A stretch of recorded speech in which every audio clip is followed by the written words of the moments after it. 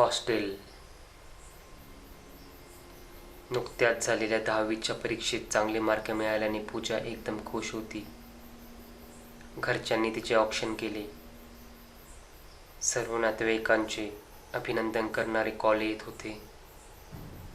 पूजा एकदम खुश होती. सगळं कसं मनासारखं चाललं होतं. काही दिवस असेच निघून गेले. पूजाचे पुढील ॲडमिशन घराजवळ असणाऱ्या कॉलेजला घ्यायचे की शहरातल्या नामांकित कॉलेजला, याची चर्चा दररोज घरात होऊ लागली. आणि शेवटी ठरलं. शहरातील एका नामांकित कॉलेजला पूजाला प्रवेश मिळाला. सर्वांना आनंद झाला. मात्र पूजाला आता घरच्यांपासून दूर हॉस्टेलवर राहावे लागणार होते. पूजा घरच्यांपासून कधीही दूर राहिली नव्हती. त्यामुळे तिच्या चेहऱ्यावर नाराजी दिसत होती. मात्र वडिलांनी तिची समजूत काढली आणि ती जाण्यासाठी तयार झाली. दुसऱ्या दिवशी सर्व तयारी करून घरच्यांचा तिने निरोप घेतला. तिचा मोठा भाऊ आणि ती दुचाकीने शहराकडे निघाली. कॉलेजला पोहोचताच सर्व फॉर्मॅलिटी पूर्ण करून ऑर्डरने पूजाला एका रूमची चावी दिली आणि सर्व नियम समजावून सांगितले. ऑर्डरने पूजाला एक रूम दाखवली आणि तिथून निघून गेली. मग भावाला निरोप देत पूजा रूमच्या दिशेने निघाली. रूम अतिशय ऐसपैस आणि नीटनेटकी होती. हे बघून पूजा एकदम खुश झाली. समोर 2 बेड होते. त्यावर ऑलरेडी एक दुसरी मुलगी बसली होती.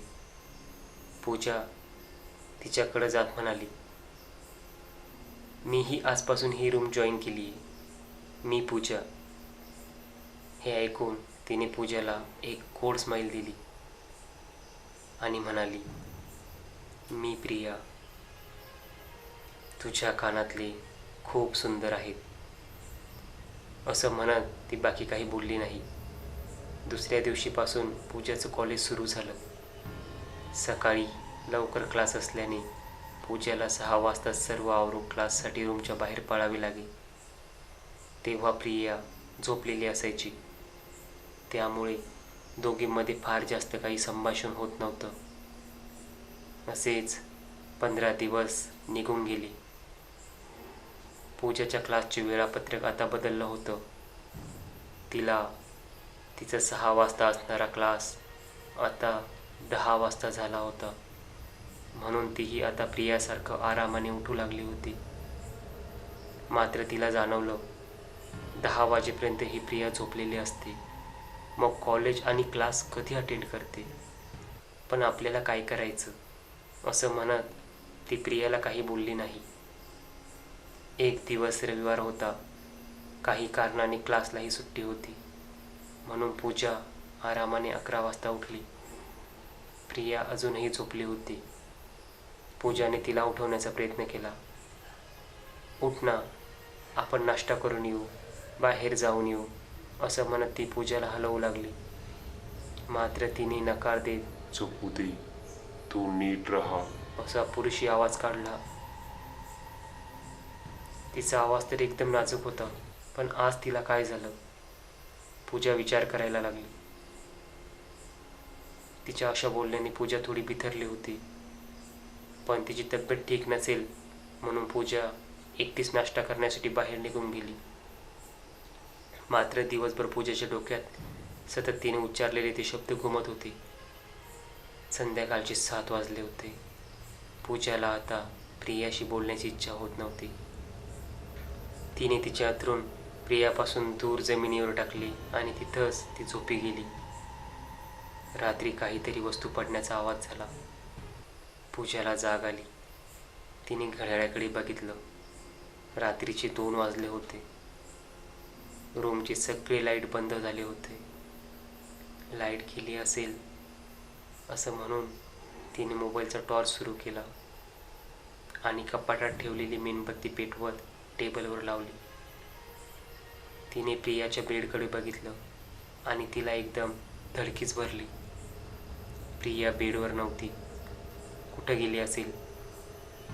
तिने दुसरी मेणबत्ती पेटवत रूमच्या इतर भागात तिला आवाज देत शोध सुरू केला.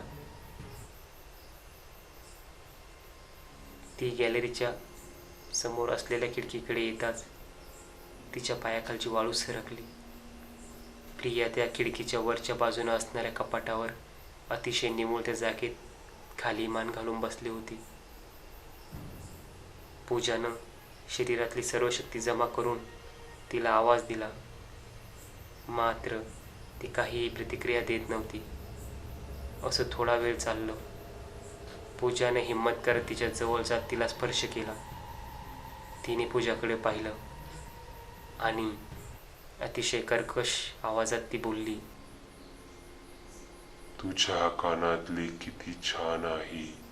आणि पूजाची बोबडीच वळाली.